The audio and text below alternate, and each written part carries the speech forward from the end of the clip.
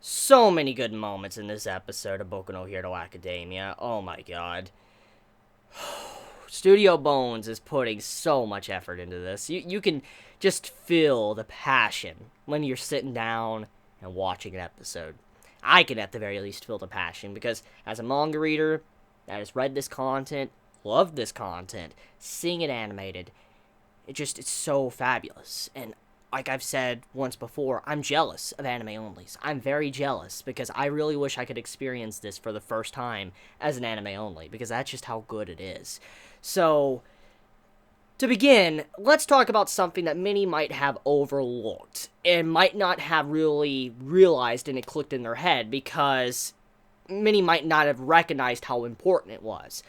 And what I want to talk about is Todoroki and his development. Now, as we remember, Todoroki and Izuku's fight, there was more behind that than just who was going to win. It was more about Izuku trying to be a hero and teach Todoroki what he's doing wrong. It's like Izuku was putting him down the proper path. He was making Todoroki wake up. That's what he was doing. And so Izuku threw the match just to help out Todoroki.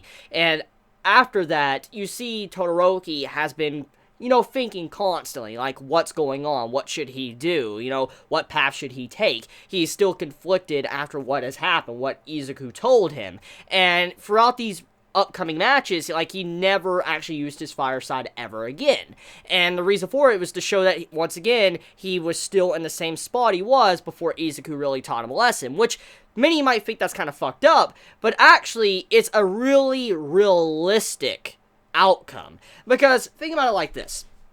If you have some trauma, okay, you have something that impacts your life, something that was just so messed up that it really just scarred you mentally and physically, like your face burnt and all of that, you're not going to be able to get over that trauma by someone walking up to you that you don't really know and just telling you, like, what's wrong and all that. That's not going to happen. You're not going to change that quickly. People don't change that quickly. Yes, people can change, but people don't change after 5 minutes. This isn't, an actual series to where, the main character is going to talk to you, and then your entire viewpoint on life is going to change instantly. It's not like that. Boku no Hero Academia loves using certain tropes, certain things you see in shonen that are very cliche, and flipping them, something you would normally never expect, and that is what we have had happen in this arc. For instance, number one, look at the tournament. The tournament was concluded. Usually, not always, but usually the tournaments are interrupted. They're completely interrupted, and you have it to where there's no solid conclusion, no winner at all. Usually, a big bad villain comes in, interrupting everything. The tournament goes to chaos, and it's just crazy, and it's just no longer about the tournament anymore. That wasn't the case with this arc. It was an official tournament that was concluded. Even though Izuku didn't win, the point stands is that it was officially concluded and not interrupted thanks to some villains coming in and just causing chaos. So that was something very different and a welcome, refreshing change of pace when it comes to shonen. But that wasn't the big thing about it. What changed was Todoroki not being able to completely overcome his problems with his past. For instance, his mother, his father. And something like that's not something you just quickly get over. And you even see how Todoroki, he realizes what he's going through and how he needs to make changes. And so let's kind of analyze his fight. So with Izuku, when Todoroki is fighting, Izuku kind of attacked Todoroki's mind. He attacked this man in a way to where it shattered the very foundation of what Todoroki's been trying to do his entire life. For instance, he didn't want to use his fire side. He didn't want to use his fire side because he wanted to accomplish things and become a great hero better than his father and beat All Might without using his father's side. That was kind of like a vow he did within himself. And with him using his fire side, it's like he went against what he promised himself, and it shattered his very core. But even though it shattered his core, and he was conflicted, and you see how he was thinking constantly what he should do, he couldn't get over his emotional trauma a snap of a finger or talking to the main character for 5 minutes. It doesn't just happen like that. And so throughout the next upcoming matches, he still had problems to where he didn't want to use his fire side. He still didn't want to use it because he was still conflicted. And as it carried on into Bakugo's fight, he still maintain that to where he didn't want to use his fire side. And when he was about to use his fire side, he took it back and he didn't want to use it at all, and it costed him the entire match, which results in this, that Todoroki cannot continue on without using both sides. He could try all he wants to use just one side, but he's not going to make it as a hero if he holds a part of him back.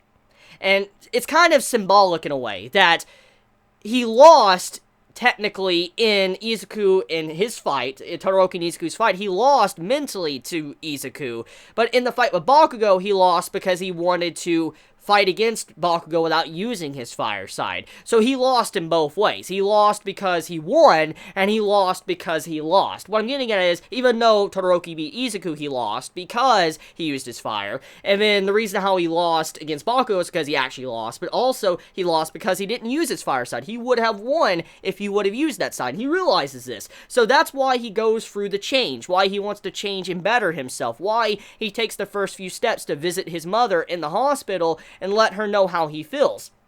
Try to change things, make things better. So this is very realistic because, like I said, people do not change after 5 fucking minutes. That just does not happen. You cannot tell me that just happens. It doesn't.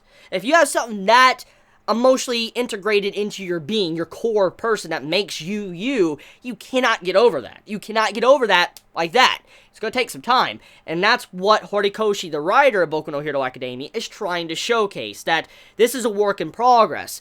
Todoroki's going to have to work through it to better himself, use his fire side, and try to overcome his trauma.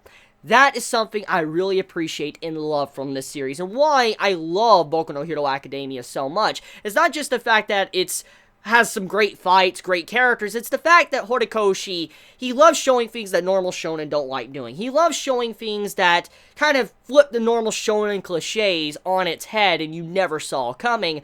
That's what I love about this series, and that's what continuously happens throughout this series. So expect many more scenes like this way off in the future that's also going to do the exact same of what happened with Todoroki.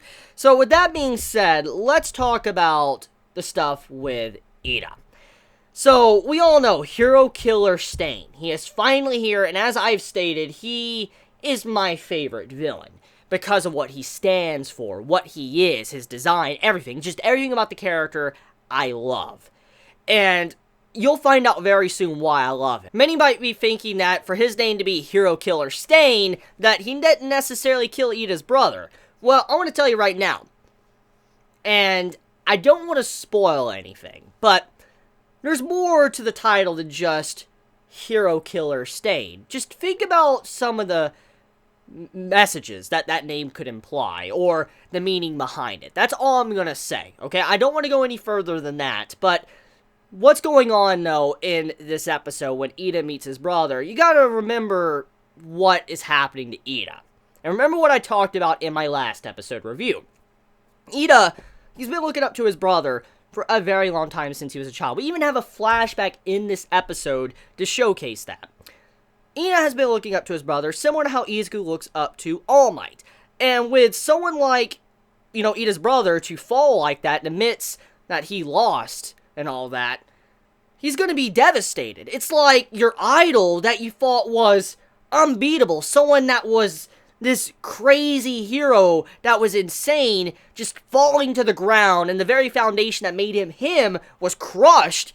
You're gonna be in utter shock. You're gonna be like, I believe so much in this person. He's fallen to the ground, and he's not acting himself. And you gotta imagine how that must feel for Ida as a person, to see his brother like that. Not just because Ida is his brother, but as someone that idolized his brother, looked up to his brother, and wanted to be like his brother. To have something like that to happen to him, that's gonna rock and completely crush Ida's world. It's kind of like his dream was shattered. In that very moment, the dream he had to be like his brother was completely crushed because of what has happened to his brother. When his brother said, I lost, that crushed Ida quite a bit.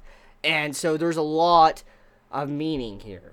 And I just want to say, anime onlys, stay focused on that. Pay attention to that. Pay attention to the exchange between Ida and his brother. Pay attention to the upcoming events, because it's very important. There's a lot of development, and it's one of the main reasons why I love this arc so much and why it's one of the best arcs of Boku no Hero Academia. So I'm just going to say right now, pay attention to the upcoming scenes, because they're really fucking good. So, moving over into the Bakugo stuff. So Bakugo, he wins. He wins the fight, but at the end of the day, he doesn't feel like he won, because the way he won wasn't necessarily a win, so to say. And I can understand that. I mean, Bakugo is someone that we have seen grow so much in this season. So many anime-onlys are now starting to see why many like Bakugo and why we don't just hate him, or why we don't hate him. It's because of the development he gets and how much he has changed since the start, but also how it shows that he's very smart with his abilities. And we see that once again in this fight, how he rotates in midair and all that with his explosions to attack Todoroki. He just demonstrates so many techniques and stuff you never thought was possible. He's very skilled and knows how to use his quirk ability. And because of that, many have grown quite fond of Bakugo. And now seeing how he's acting in this episode, I feel like many might understand that. He wants to be number one, and he wanted to win. But he didn't want to win by it being handed to him. So, when he was telling Todoroki to use his fire side, it's like, if I win against you just using one side of you, it's not a win, because you didn't go all out. It's like, I never won in the first place, because if Izuku forced you to use your fire side, but then I can't force you to use your fire side, it's like I already lost to Izuku. It's like Izuku destroys me, and then you can destroy me. So it's kind of hurting Bakugo's pride if Todoroki didn't use his fire side. So when he did win and Todoroki backed off, it destroyed Bakugo's pride, because he was number one, but he technically wasn't, because he felt like he didn't deserve it because of the outcome and what happened. So Bakugo showing why he was upset, and it's understandable. Many might think he was a raging brute that was savage in that moment, the audience might, but he was someone that actually cared about going all in, both sides going all in,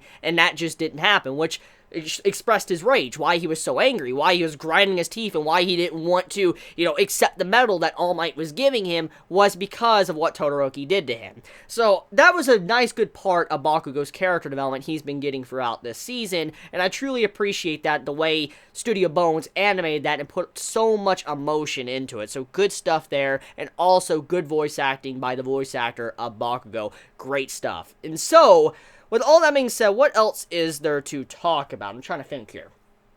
What else is there? We have the stuff with Tokoyami, which basically everything I said in my last, week's episode review, Midnight and All Might and all them, they were talking to, Tokoyami, and it's like, hey, if you continue to work like this, and, you continue to try to better yourself as a person instead of just always using your quirk ability, you'll be able to overcome many things that face you in the near future. And so, kind of what I said last week, that's kind of what All Might was saying to, Tokoyami in this episode. Also, what was going on with Todoroki, All Might gave him a pep talk as well, so there was also development happening too. So, I mean, I think I have covered everything. I think I have. I've covered...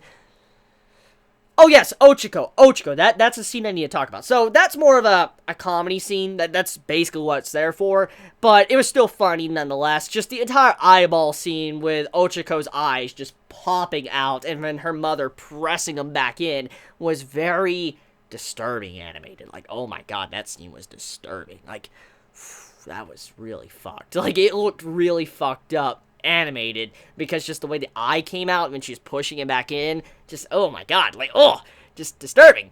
So yeah, that's about it when it comes to this episode of Boku no Hero Academia. So you all have a wonderful day or night wherever you live. Please be safe. Chibi out.